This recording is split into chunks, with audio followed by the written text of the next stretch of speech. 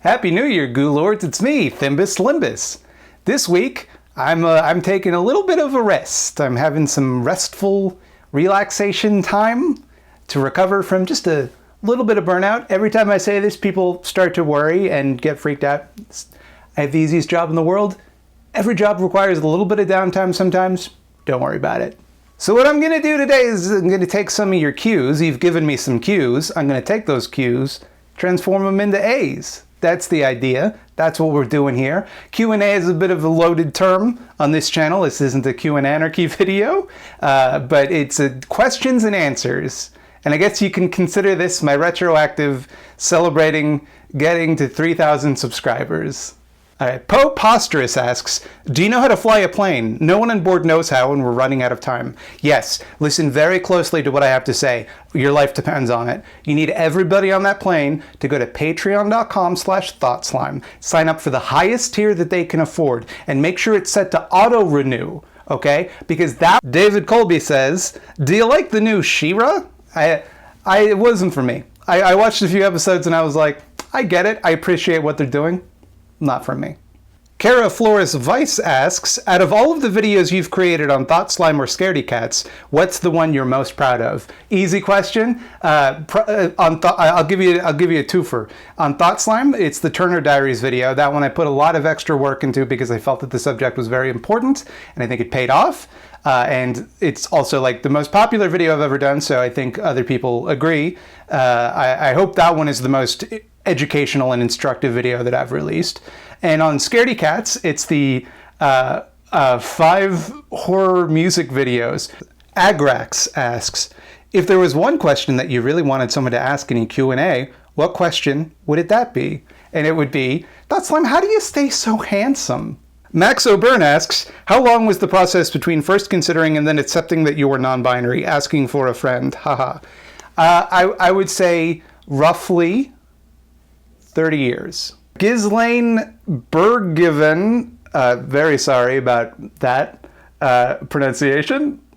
Who's the person you're most proud to have been blocked by on Twitter? I don't know that I'm blocked by a lot of people that I'm particularly proud to be blocked of. Off the top of my head, I think the only person that I've been like pleased to be blocked by was Caleb Maupin, which is maybe a predictable answer, and but you know, I don't really care if people block me. People have this weird incentive on Twitter where they're like, this person blocked me, I win. It's no, you were just annoying them. St. Andrew asks, what would you say is the biggest misconception about anarchism amongst socialists, and what do you think we should do to combat it? Well, I think the two that I think are tied. The first is that anarchists reject class struggle, which is ridiculous. I don't know how anyone could like listen to an anarchist speak or read any anarchist theory or like know the very basics of the philosophy and come away with that conclusion unless they were deliberately trying to make us seem like we were against class struggle because it suited their agenda, or they just listened to somebody who said that and didn't bother to investigate it on their own. I think that one is very hard to combat because there's nothing good faith about it. So you just say like, no, we're not. We're very obviously in favor of class struggle, you ding dong. The second one is that we're just like against all organization whatsoever. And I think that's something that we can do a better job of communicating is that what it means to be organized in an anarchist capacity. And that's something that I'm getting the impression, looking over some of the questions that I've gotten, I've done a bad job of communicating. So that's something I hope to improve on in the new year. I think the best way to do that is just like to have a bit more patience with bad questions, because sometimes people will ask me the same questions over and over, and I tend to get really frustrated, like, I don't know how many times I have to explain this. It's just a matter of patience, I think, because the ideas that anarchists espouse are so contradictory to the status quo. It's going to take some people a few times hearing the same things before it kind of clicks what we mean, let alone getting them to agree with us, which is even harder. Dimed Hatter asks, if you had to live in another country, which would it be? Or, alternatively, which non-anarchist country would you say is most succeeding at socialism right now? I don't really have a good answer for the second question. if pressed, I don't know. I don't know if it counts as a country, but like the Zapatistas are doing pretty good in IMHO. Which country would I most like to live in aside from the one I live in now? I would say the Netherlands, so that I could have legal access to psychedelic truffles. They also ask, you're Canadian, eh? That's how we talk. What do you think of Quebec and its separatist movement? It's complicated, right? Because I understand a lot of their complaints, and I think a lot of their complaints are valid, but along with that comes this like real viciously nationalist and kind of racist movement that is it's hard to full-throatedly endorse. So I agree that that Quebec has a legitimate grievance with Canada, and that they have the right to self-determination, as I think anyone should have. But also, I wouldn't exactly like want to hang out with a lot of Quebecois separatists because they tend to have some pretty whack ideas about Muslim people. The Jack asks, "How's your skateboarding going?" It's not. It's winter. You can. I see some people skateboard around town in winter. But you're just gonna ruin your bearings. Like I'm too ruined. I'm too worried about my precious bearings. Silver Paw Reads asks, what's your favorite Binding of Isaac character to play as? Also, what is your least favorite Binding of Isaac boss, and why is it the bloat? My favorite character to play as is Isaac. I'm very basic. I like having the D6. This is all meaningless if you haven't played The Binding of Isaac, which is, for the record, my favorite video game. My least favorite boss, Champion Ragman, because it's just the first floor Champion Ragman is unbelievably hard, and it's broken, and it should be patched out. Louis Albro asks, I wanted to ask how you arrived at anarchism as opposed to different leftist ideologies such as communism, socialism, etc. So this is a common misconception. I think that a lot of Marxists tend to view anarchism as a different thing than socialism or communism, but if you ask an anarchist, we would say that we are socialists, and most of us would say we also are communists, whether or not like that's the direct ideology. Anarcho-communism itself is like an ideology, but I think most anarchists would agree that the goal is to create communism, among other things. But I think if I could I think what you meant to ask is why am I an anarchist instead of a Marxist? It's because I think anarchism rather is the most holistic ideology for me. The idea that it isn't enough to simply do away with class division. It isn't enough to simply do away with patriarchy and white supremacy. All oppression just needs to be done away with. All unjustified authority. And there will be a question about unjustified authority later that I'm looking forward to. But yeah, so that, to me, it's a catch-all, right? I can take whatever I want from other ideologies and throw them in. But when I think about what I want, it's for all oppression and authority to be dismantled. Evie asks, how did you get over the fear of showing your face in your videos? And what made you start Thought Slime? I got over my fear of showing my face because it was legitimately too time-consuming to animate the little avatar. I know that seems ridiculous based on how little it moved, but it took me so long each video that I was like, fuck this, I'm just going to film myself. And the thing that made me start Thought Slime was, it's honestly, narcissism.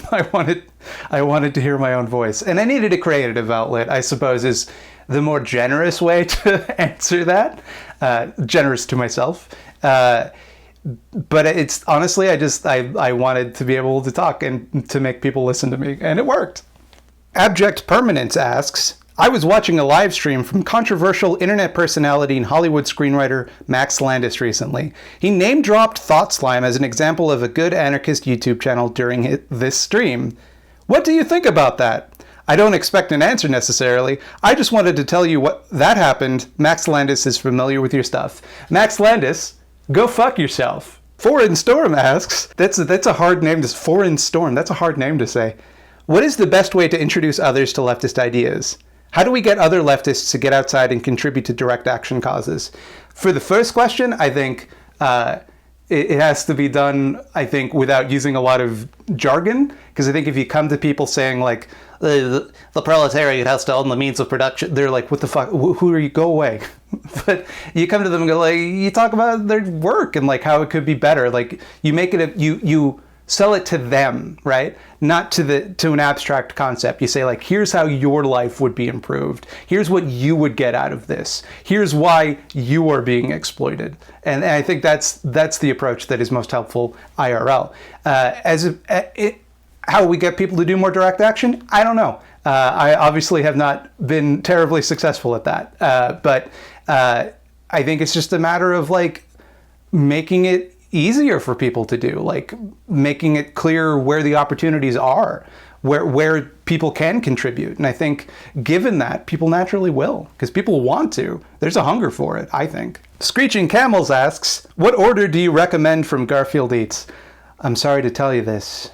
Garfield Eats no longer operates in store. The only thing that they sell now is big cow lasagnas at garfieldeats.com. So I guess I would recommend a big cow lasagna. But on the other hand, I would also recommend nobody ever gets Garfield Eats food because it made me very sick. I look forward to Nathan Masri's next business venture, Scoob Eats, a Scooby-Doo themed restaurant, which is not a joke I'm making. That's real.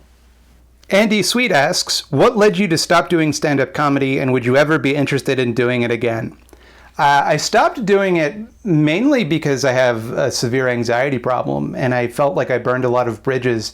I was going through a really hard time in my life when I stopped, and I just wasn't leaving the house, and I wasn't doing anything, and it was rough. And I had this one show where I literally fled the stage in terror because I had just started these new antidepressants, and so I was out of my mind anxious, but I didn't know until I got on stage, and I just lost it, and I ran out, and a friend had to bring me my coat.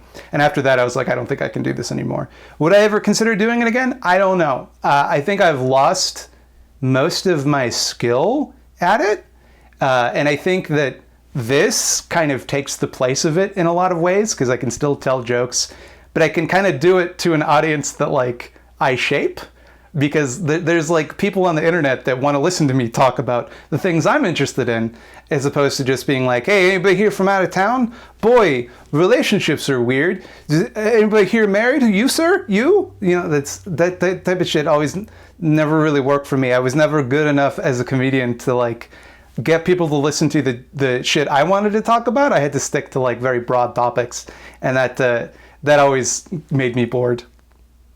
Armadillo Panic asks, what got you to go vegan? As a fellow vegan myself, I always love hearing another story. You know what it was, honestly? I was already vegetarian because I had always wanted to be, and I finally, moved out of my own home, was doing all my own cooking. I'm like, fuck it, I'll just go vegetarian. No one can stop me. And then everybody was saying you had to watch Earthlings, and I was like, I don't want to watch that. And I thought to myself, well, if you can't even watch it, you really shouldn't participate in it. So I became vegan so that nobody could force me to watch videos of animals suffering. A collector of organs known as a ... name gets cut off there. How did your channel become so goddamn huge? I don't know. I think if I could toot my own horn a little bit, I've put a lot of hard work into it, so maybe that is why. I don't know. Because there are plenty of channels that I think, deserve just as much, if not more, exposure as mine. I don't know why mine. I guess the real answer is luck, to be honest. Joe Kramer asks, what are the most common problems you see in leftist communities, and how do you recommend we avoid them when talking to other leftists and non-leftists? I would say that the number one is just an uncharitability in two ways. One is I think the obvious sectarianism, which I'm not a leftist unity type of person, but I do think that when you talk to people of different ideologies, it's best not to just assume the worst and just like drag them down to the dirt for things they might not believe, because they're just going to feel insulted and not want to listen to you. And the other, people tend to step out of line or like take up too much space or speak over somebody. And long term, I understand that that's very frustrating, and I know that it's easy for me to say as a person that this doesn't really affect, but people tend to like snap at people and like, you know, you should know better. And like, we have to understand that we live in a culture where there's a lot of shitty ideas baked into people's brains, and sometimes to fight them, we have to be like able to explain them with like compassion. I'm by no means saying like people have no right to be angry. They do. The people that I see doing this often aren't the victims of that oppression, who tend to be like quieter because they don't feel like they can speak up. The people that I see doing this are usually people speaking on behalf of those people, who like jump down people's throats. And it's just like, I'll give you an example. I saw one guy, we were at a protest and the Proud Boys showed up, and he called the Proud Boys a bunch of bitches. And someone took him aside and they just said to him, "Hey man, you really shouldn't use that word. That's a gendered insult. It makes a lot of the women here feel uncomfortable." And the guy just goes, "Oh, sorry. Yeah, I won't do it again." And that was it. That's how easy it can be, you know? I think that if you do that and then they're still doing it, then you just tell them, hey, fuck off. Get fucked. How much content do you like to see on a channel besides the featured content before you subject them to the eyeball zone? Well, I don't know what the eyeball zone is, but it generally does not matter to me. If there's one piece of content that is worth sharing, I will share it. And I almost prefer that in a way, because to me it's like it's setting someone off on the right foot, you know? I like that. I like that feeling. Science Pundit asks, of all of the YouTubers that you've made response videos to in the last year, 2 years or whatever, can you please rank them from least bad to most despicable? Thanks. Okay, so least bad would definitely be Man Shorts. They're just like, you know, they're not really that political or that toxic. I think after that, I would say Regular Matt, the Landlord Man. And that should tell you how toxic it's going to be going forward. Then I would say my sweet boy, Caleb Maupin. And number one most toxic, Ryan Long, by a long shot. Fuck that guy. Who do I think is the most dangerous? Probably Caleb, but he's more insidious with his toxicity. So, Claudia asks, I don't know if you've mentioned this before, but how did Thought Slime get its name?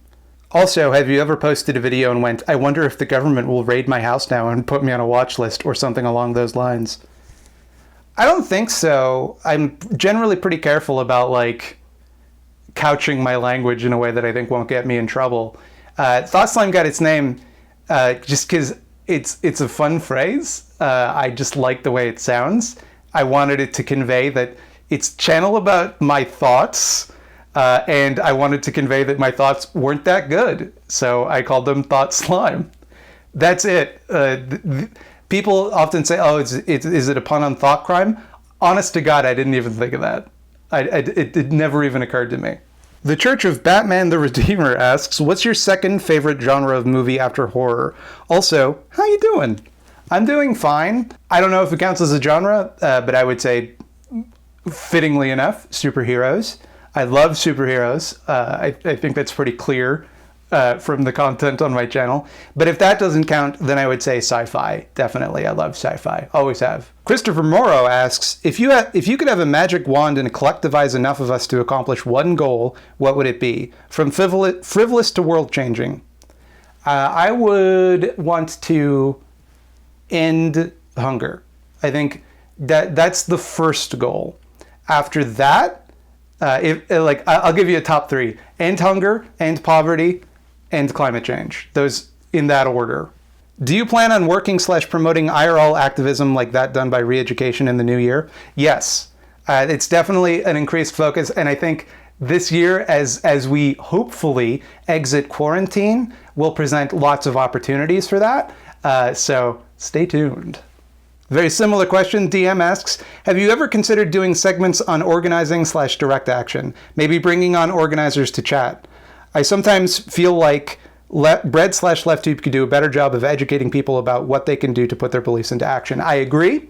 This is actually a plan I had a long time ago. I recorded one interview that I've just never edited, and I don't know if I still have the footage. But I'll tell you, there's a couple of reasons that it's difficult. One, I find it like a bit tacky to say like to an interview like, hey, how can I to an organizer, hey, how can I compensate you for this, like for your time? I don't know what to offer people. And the second thing is I don't know enough people that are A, organizers, and B, willing to talk on video about it. So that's been the holdup on that. But I think it is a great idea, and it's something I'd like to do. I don't have a lot of experience organizing, so I don't think I could just do it myself. I would definitely need to talk to people with more relevant experience. But yeah, that's absolutely something I'd love to do. Jacob Kissinger asks, what's Newfoundland like? I've never met someone from there, and it seems like an interesting place, or at least it has a really interesting dialect. You mentioned in one video that you consider Newfie to be a slur. Can you elaborate on that issue? I do not consider Newfie to be a slur. I'm very careful with my words. I don't know if I've ever said that in the past. I doubt it, because I'm usually pretty careful with this, but I consider it to be a pejorative. It is an insulting word. I wouldn't go so far as to say it's a slur, but I definitely don't like the term. And the reason for that is Newfoundland is very much looked down upon by the rest of Canada. We're treated like we're a bunch of dumb alcoholics, essentially, who are a drain on the welfare system, which is rich because the entire Canadian oil industry depends on workers from Newfoundland, but whatever. It is a beautiful place, very cold, very wet, a lot of cliffs, a lot of rocks, no beaches. It's an island, so there's a lot of ocean front, but there's no beaches. I mean, there are technically, they're just not sandy beaches, they're rocky beaches and they suck. A lot of seafood. It's nice. You go on Google Maps and just look, take a look. Dark Fluid asks, in situations where elites try to take advantage of anarchy society to regain power, how would they fail from achieving that? Well, first of all, if this is an anarchist society, there should be no elites. But let's say, to answer the question, that an elite comes from outside or one rises up somehow, whatever. What would make you want to follow an elite if you have all of your needs met elsewhere? Why is the idea of someone saying hey, come here and serve me, why is that enticing to you if you don't need to do that to get your needs met? And I suppose the only answer I can come up with is a religious cult of some kind. But cults tend to prey on people without a sense of community. And I think that, anarchism, one of its primary strengths is that it helps develop and foster a sense of community in people. So I imagine that would actually cut down on cults quite a bit. So I guess I don't know if that's a sufficient answer, because but that's what I think. It's just an elite could ask people hey, let's revolt. I want to be in charge, and then the next question after that would logically be, well, why should we help you? What do we get out of it? Aiden Tricky asks, how do you talk to people about leftist ideas when they have preconceived notions or are less heavily invested in politics? So this is very much a do as I say, not as I do answer, but patience is the key. Because to us, if you're heavily invested in leftist communities and leftist theory, you end up hearing the same ignorant questions over and over, and it's very grating. So you kind of have to just learn to have canned responses to the first few questions, and then people will start asking you questions that are a bit more interesting. The hardest part is getting them to understand what it is you even want. That's the hard part. Getting them to agree with that once you've established that is easier. It's not always possible, but it's easier. Getting them to understand what it is that you want, that's the hard part. So an important aspect of that is to just be a good example. Be a positive leftist role model. Don't be a jerk. Don't jump down people's throats. Don't be mean to people. Just hey, this is what I think is best. Don't present it like you know better than them either, because you don't. You say it as equals, right? Like, well, here's what I think. Don't present it as this is the truth. This is the immortal science. Just hey, well, I think the workplace would be better if we didn't have bosses, for example. What do you think? And then you have a discussion about it. Rorenstein asks, or maybe this is Rorenstein's monster, who's your favorite Drawfee crew member / guest? Jacob is my favorite Drawfee crew member. I just love Jacob. He's hilarious and I love his drawing style. Easy answer is The Thing. That's got some wet puppets and boy, I love those. I'll go with The Thing. Probably there was some movie in childhood. Like, I grew up on the Muppets, which are very dry puppets. But the Ninja Turtles movies had some wet puppets in them. That probably had a formative influence on me. I seem to like slime quite a bit. The Toilet Zone asks, beautiful username, love it. Do you like other Charles Band movies besides Ghoulies, Trancers, and Dungeon Master? Are all pretty dope, albeit silly. Yeah, I love tons of Charles Band movies. The one that comes to mind primarily is Head of the Family, because if you mess with the head, you're dead. Da Vinci asks, out of all of your bits, which bit is your favorite bit? Right now, definitely Bobby Duke. I love that little guy. I don't know what it is that makes it funny. I don't know why it works, but it never fails for me. Kamahazi asks, what was your first interaction with someone from the gay community? It's weird being in the generation where it's acceptable now, but I remember adults telling me to watch myself around gay people when I was a kid. I never had an experience that overtly homophobic. There was obviously a lot of casual homophobia in the background of my life as a kid, but I had an uncle who was gay. So it's also like even as a kid, I understood like, hey, it's weird and fucked up that gay people are treated badly. Like, that doesn't make any sense to me. It's completely normal. And it's not like I often had good instincts as a child. So that was one where I was on the right side. What's Therapy asks, how do you balance the priorities of making videos that might appeal to people who only 10 to 20% agree with you, compared to making videos for people who 80 to 100% agree with you? Are there videos you've made where you cared more about appealing to non-subscribers and non-lefties, and if so, which and why?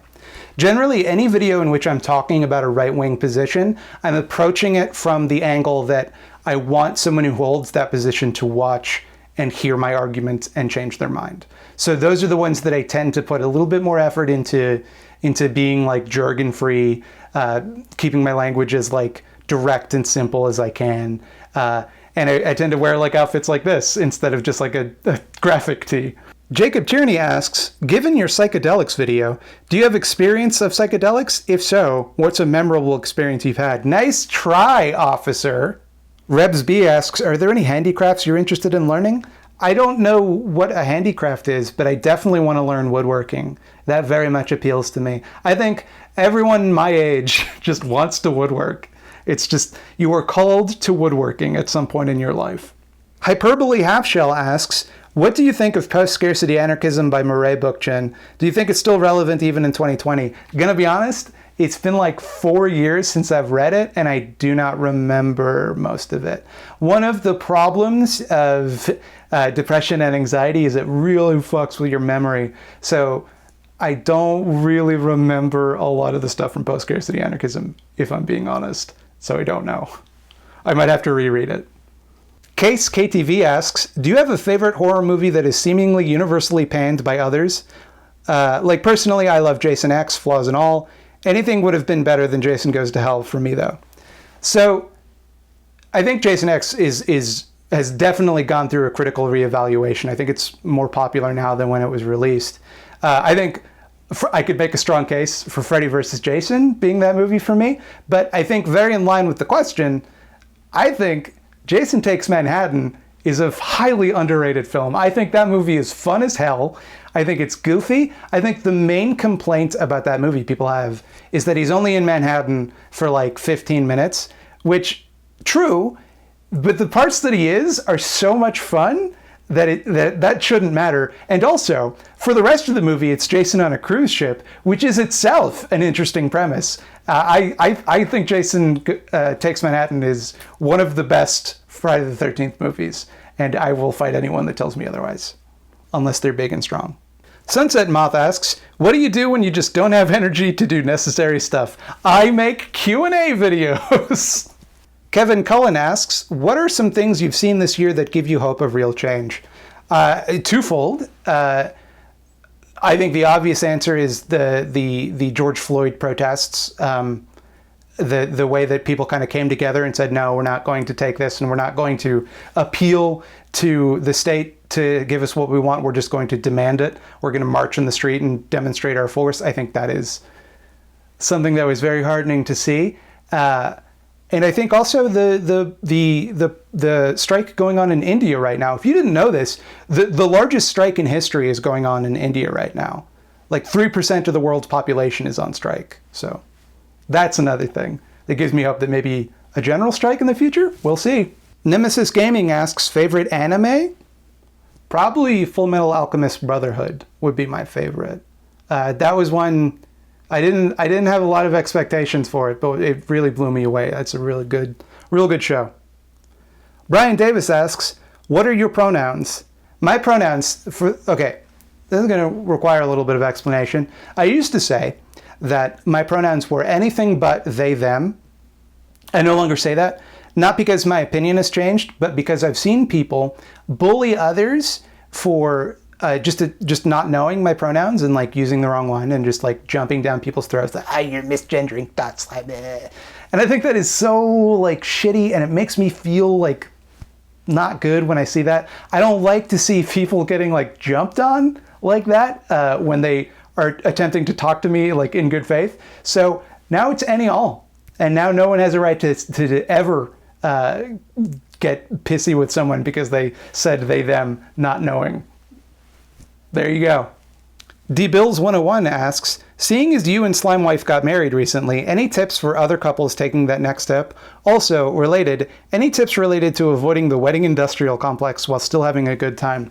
First of all, never tell anyone that if you need to rent a service, don't tell them it's for a wedding, because they will charge a premium. This goes especially for women. If you need to get your hair done, if you need to get your makeup done, you don't tell them it's for a wedding, because they will charge you like a huge premium on that. Wedding dress, you're gonna have a hard time, but you don't have to wear a wedding dress, I guess. You can just wear whatever you want.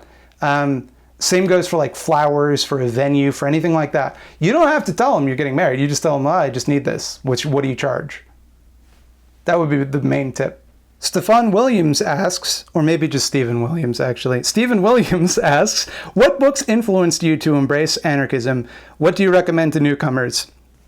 My own journey started with Crime Think. Days of War was my other people think this too moment. So for me, the three books that convinced me, not the first three books that I read, but the three books that I'm like, oh yeah, okay, this is making more and more sense to me. These are always the answers that I give. Spoiler alert, like half of the questions in this Q&A are, what are some anarchist books for someone just getting into anarchism? Here it is, okay? Are you ready? Jot this down. The ABCs of Communist Anarchism by Alexander Berkman. That's number one. Number two, obviously, good old-fashioned Conquest of Bread by Peter Kropotkin. Should not be the first book that you read. Number three, Anarchy Works by Peter Gelderloos. Those are the three. Actually, Thought Slime, you're being a big ol' ableist, because I've got a learning disorder and I can't read very good. Okay, I'm sorry to hear that. You can go to Audible Anarchist where you can listen to those books for free as audiobook format. Also, if you want to get like an ebook or a PDF, they're all available on libcom.org. So, and the Anarchist Library for that matter. Good resources to find anarchist literature and things like that. Jennifer Yar. Oh, God. Ugh. I immediately regret making that joke. 1,000 apologies. I'm sure you get that like all the time. What headset did you get for Christmas and what games are you playing? I got the Oculus Quest 2, which is fucking fantastic. The one drawback is that you need a Facebook account to log in. And it's also like ridiculously cheap. Like it's $400. for a full VR headset with like everything. And like with Virtual Desktop, which is an app you can download for it, you can play VR games on your headset from your PC wirelessly. So you can play them anywhere in your house. It's wild. And like all of the reviews said, oh, you need to have like a really good internet connection. No, you don't. It's fine. And as for games I'm playing right now, I'm playing through Half-Life Alyx, which is stressful. Also a lot of VR chat. VR chat is super fun. The one and only Michael McCormick asks, what's your favorite non-horror movie? My favorite movie is Superman by Richard Donner. Made a whole video about that. You can go check that one out. Sila Hanani asks, do you recommend voting? And if so, thoughts on accelerationism? I do think voting is fine. I don't think it should be your primary means of political engagement. I do think I see the logic in using voting as a form of harm reduction. I don't kneel at the altar of voting like a lot of people do. I also don't think that voting for someone because you think the alternative is worse means that you are acquiescing to state control, which is a weird like pride thing that a lot of people take. I just think is bizarre. And I don't think accelerationism is a garbage philosophy. And I think if one thing has demonstrated that that's not going to work, it's this year, because things have gotten way worse and it hasn't really seemed to make a big difference, has it? Yosarian Lives asks, how much theory do you read any given day / month / week? Lately, like none, to be honest. I just haven't been reading any theory lately. There was a time when it was all I read, like day and night, but lately not as much. And it shows, I think. Strawman Productions asks, what do you think an anarchist revolution would look like? I imagine it would not be pleasant at first. I think that it starts with a bunch of small cells that would organize, and then kind of as they win small victories, kind of congeal into a greater mass. I think that it would start in a lot of workplaces. It would involve a lot of theft. I would say liberation of goods. I think it's kind of pointless to speculate beat by beat what would happen. I don't think I would be qualified to do it anyway.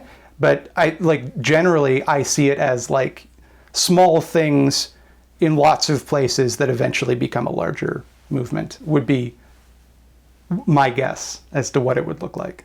Joy asks, do you think it's possible Caleb Maupin is actually CIA planned to make leftists look like idiots? No, I don't. And I think that kind of speculation is dangerous.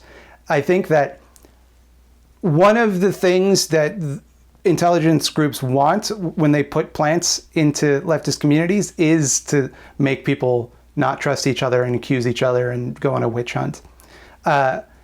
I think Caleb specifically, first of all, I think he's a state agent, but not of the United States. He's a state agent of Russia.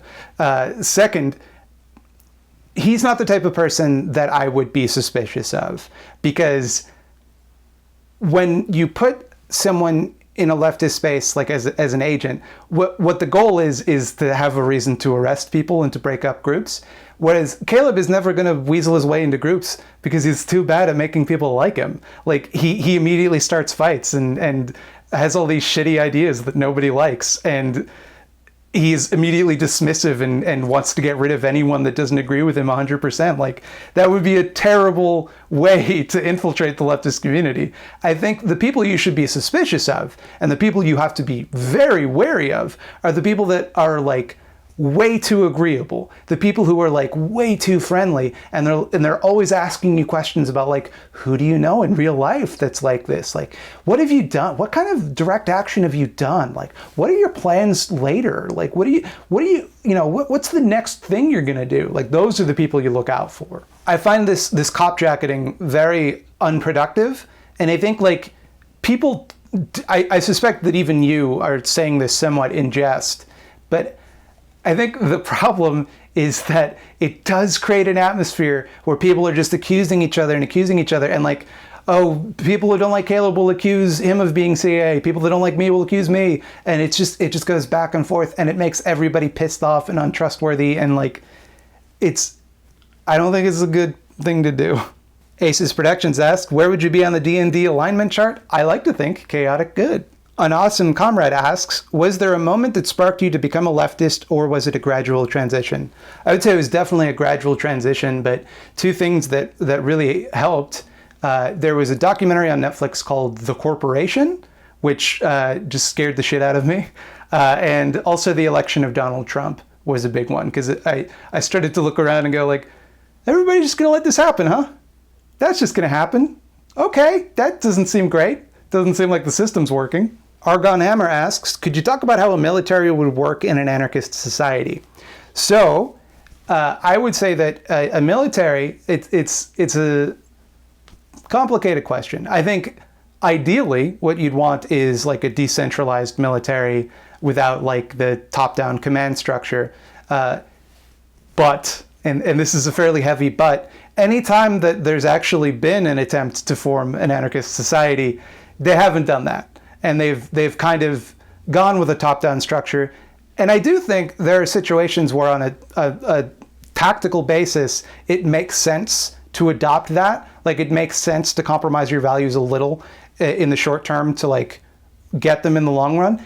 I would say that I think that one of the advantages anarchists have, militarily speaking, is in a leaderless resistance, there's nobody who can like call off the troops, right? Like there's no one target you can get that would make everybody back off. So in my view, it would be run like everything else. Like it's the question the answer I always give, and it's kind of a hand wavy answer, I suppose, but when people say how would this or this work under anarchism, I always give the answer the same way it does now, except more people would be involved in the decision-making process. Obviously, in the military, there are times when like speed is of the essence. And I think of those times, you would have like recallable delegates that could make decisions quickly, you know? And if they make decisions that are bad consistently, everybody can go, hey, you're not in command anymore. This guy's in command now, because he seems like he's got a better grip on this, you know? I think there's your answer. To me. I don't know if that's sufficient. I don't know if any of my answers are sufficient, but Greenwolf25 asks, what do you think is the most effective form of praxis one can do / take part in? Food serves. Easily food serves. I think that the advantage is it's something constructive, and it's something that you can do to show people like, hey, we're going to actually benefit you. We're going to do something for you, and we're going to make your lives materially better. Food serves, I think, are the best form of praxis. James L. asks, how do we get all our fellow lefties to realize that veganism is anti-capitalist by nature? I do not agree that it is. I think that veganism is not necessarily anti-capitalist. I would say it's like anti-speciesist, for lack of a better term. I do think, look, I'm not going to judge anybody for what they eat. I don't think I have that right. I do think it's better to be vegan than not if you can. But I don't think that decision is in and of itself anti-capitalist, because like you're still buying the food, right? Like capitalism wins either way. Like, and they can charge a premium on vegan food so that they're not upset about it. But it's like, it's better for the environment. There's plenty of advantages.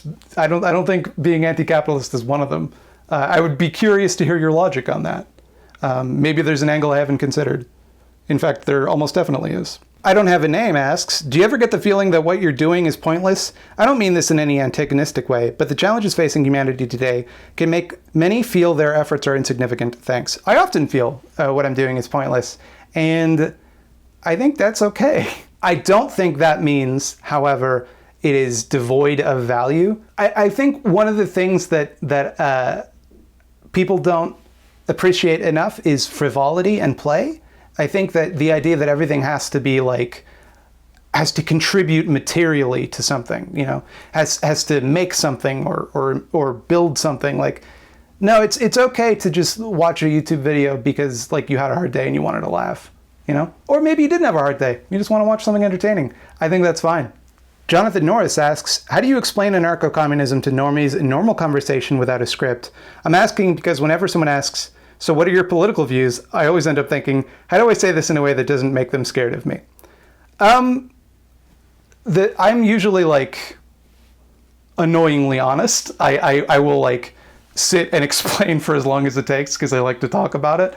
But I think what a lot of people will do is, just I'm pretty left, I guess, whatever. And then like not really answer the question. And then that creates the idea, like, I think if you really want to alienate people and make them think you're untrustworthy, is be afraid to explain your politics. Be afraid to explain what you believe. That makes you look untrustworthy. That makes you look like you have something to hide and that your politics are something to be ashamed of. I just flat out tell people like, yeah, I'm an anarchist. And then they go, what? I tend to say anarchist instead of anarcho-communist. A, because I think it's a more accurate term. B, because I think the word communist muddies the waters and confuses people. And they go, what does that mean? Tell me more about that. And I go, funny you should ask. I think that all authority is de facto unjustified and must prove itself to be necessary and beneficial to the people that it has authority over, or else be dismantled and replaced with a horizontal structure. And then they go, that makes sense. I will join you, comrade. And then they build a bunch of Molotov cocktails and we raid. What do you think is going to happen? Like, people are going to yell at you. People are going to be mad at you because you believe something different than them. As long as you're willing to just, as long as you don't speak to them from a position of like, I know better than you, no one cares. Just talk to people. It's fine. Federico Amadeo asks, thoughts on RJR's recent video on you? I haven't watched it. I don't usually watch response videos to me, just because I know that I will be compelled to respond to every response video and it will ruin my day. I try not to watch them. And also, like, I said my opinion, so you know what my opinion is. I don't feel the need to like have the last word. Donner Foos asks, my biggest defense of a state is space travel. I believe that space travel is the next thing that we as a species should strive for. I can see ways in which a coalition of communes could achieve space travel, but I worry they would never have the unified mind to travel space without a general decree from some central planner. What are your thoughts? Well, I think there's a lot of assumptions in there. First off, the idea that space travel to like outside of our solar system is even possible, which is, I think, a pretty big open-ended question. The second being that, like, why do you just assume that the decree of a central organizer will make that easier? Because it could just as easily go the other way. The people doing the science could be held back by the whims of someone in control, right? But I would also say that there's nothing anti-anarchist about organizing. There's nothing anti-anarchist about like working together. So this is always the thing that I think confuses me when people ask questions like this, because I don't really understand what it is you think would get in the way. And the other thing is, I don't know if I necessarily agree that space travel is our number one priority right now, because like I said, I don't know if it's possible. And also, like, as a backup plan, maybe a thing we could focus on is like saving the Earth, because we know living there is possible for now. Cecil Ross asks, do you really think that we can achieve the ideal future together, or should we just be happy for the little steps? Basically, do you think we can get to a point without money, or should we be happy enough for the short-term goal of improved welfare? I don't know if we can get there, but I do know that if we don't try to get there, we won't. So, like, even if we ourselves don't reap the advantages of our efforts, and even if we never get there, it's better to try and fail than never try.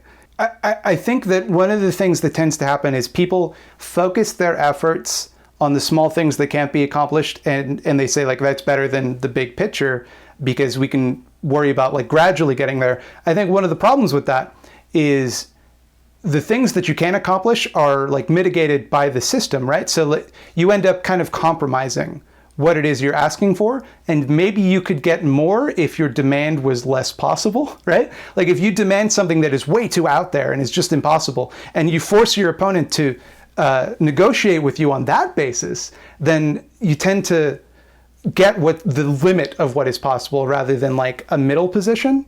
If like say for example, are like trying to get a minimum wage increase for, this is just a thought experiment, and you want to get it to $20 an hour, and your opponent says that's ridiculous, it should be $10 an hour, right? So what you do going into that negotiation is you say it should be $30 an hour, and then you let them, you go back and forth, and you get closer. You might not get 20, but you get closer than you would if you'd started the negotiation at 20 because you know that 20 is possible, right?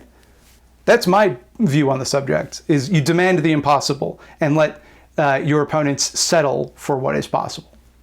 Andreas Lakatos says, before you came to identify yourself as an anarchist, what did you identify as politically, if anything? Happy New Year's. I would say I definitely identified as a socialist, but I did not realize that what I meant by that at the time was a SOCDEM. Lightning First says, I don't have a very robust political education. I'm trying to change that, but in the meantime, should I still try to get people on board with leftist ideas, or should I wait until I know more so as to not advocate for ideas incorrectly? I'd say go for it. I mean, like, you believe what you believe, and you can only argue for what you believe, right? What's the worst that's going to happen? Naomi Wallace asks, how does your political perspective influence your mental health, or vice versa? How do you manage feelings of hopelessness and cynicism when observing the state of the world? That's a really good question. I think that it definitely has an effect on my mental health. There are times when, especially when you spend as much time reading about the far right as I do, you tend to get very paranoid. You can walk outside and you can just kind of see Nazis around the corner everywhere. So I think it is important to definitely, when you feel yourself getting overwhelmed with things, take a break. Like if you need to, you know, zone out and watch Netflix or play a video game or read a non-political, you know, to the degree that any book is non-political, read a non-political book, go for it. And then come back like refreshed, because you're no good to anybody if you're worn out and burnt out. Like, if you want to be at your best, that means taking breaks. And I think I'm of the opinion that any task you need to accomplish, if you get frustrated or get stuck on something, you will always get that task done faster if instead of trying to power through, you take a break and come back to it. Because weirdly, it just helps you.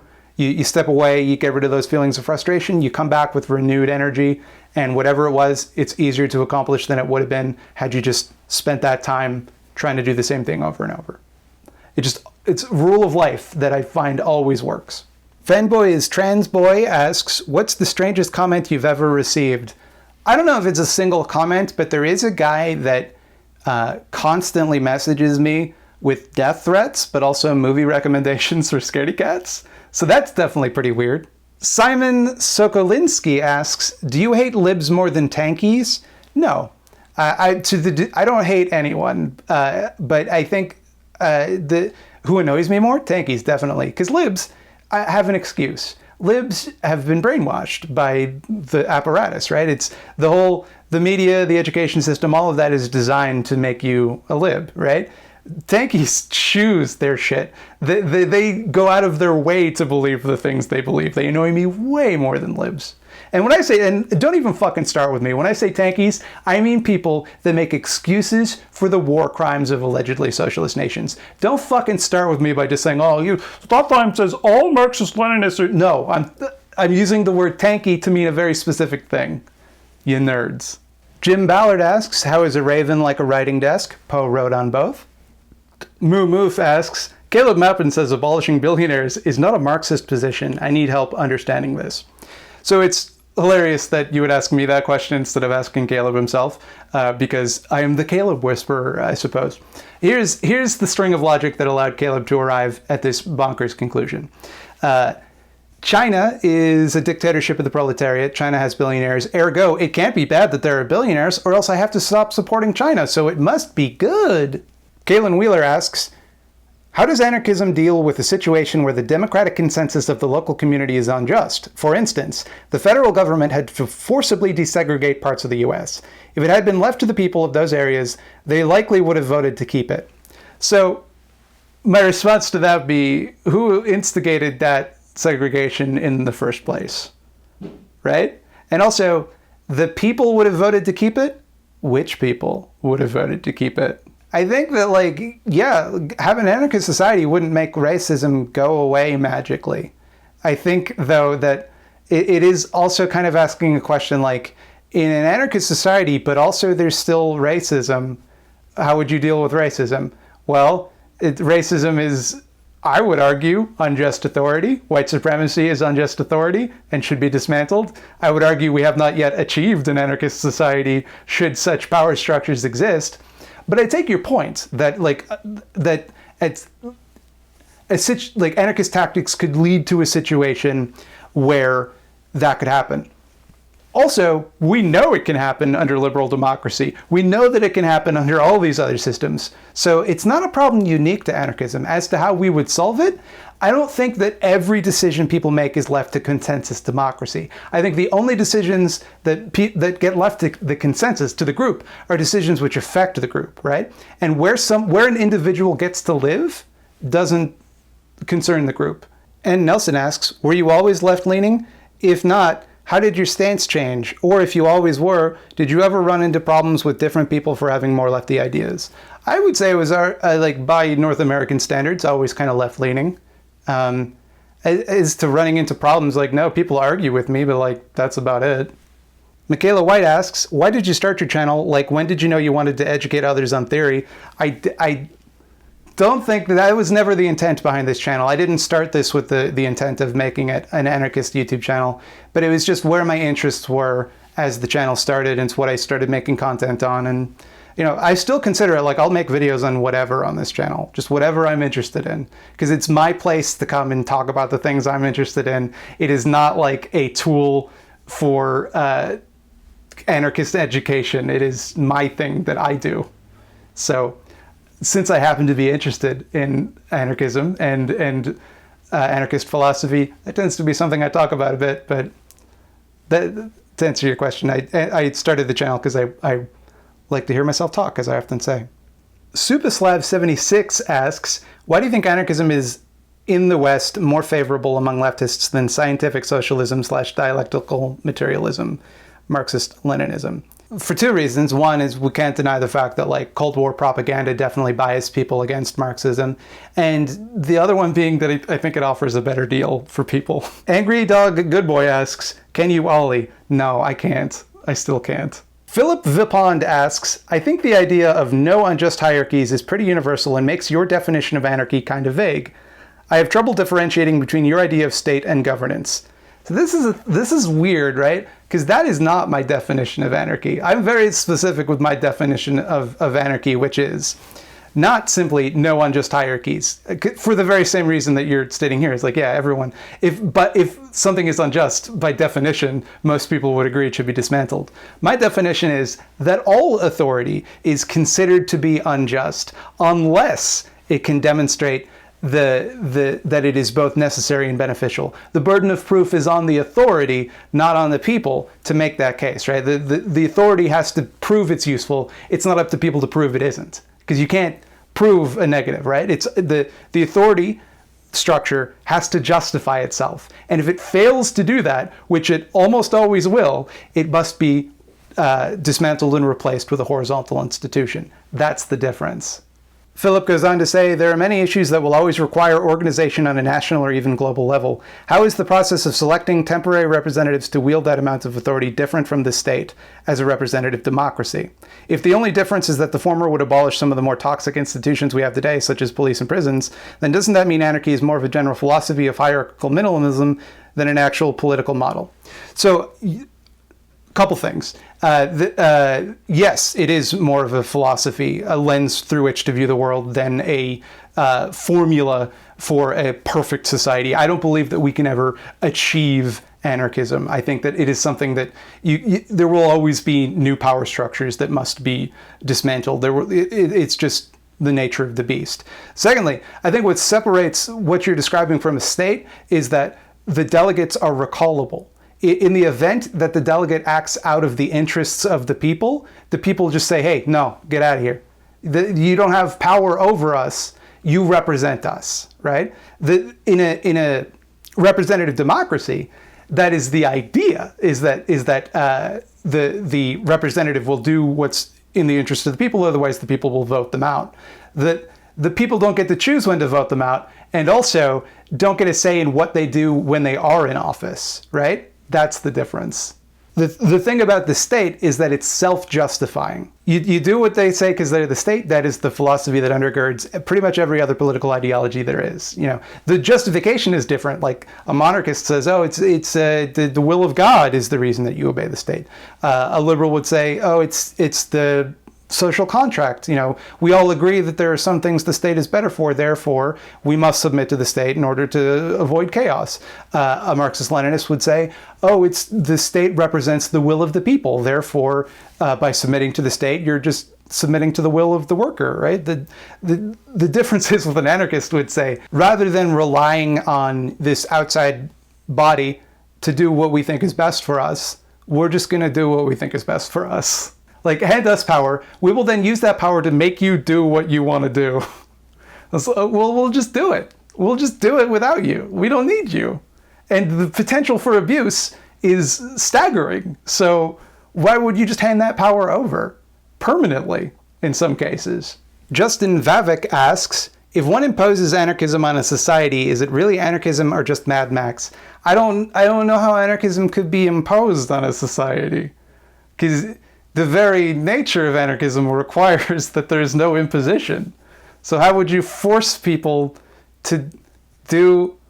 How do you force someone to be free? I gather by your avatar, which is an anarchist A, that you're being facetious, but it is a little gotcha word game. And finally, Sam Bird asks, why do you hate socialism so much? I don't. I like it a great deal. Well, that's going to do it for this Q&A.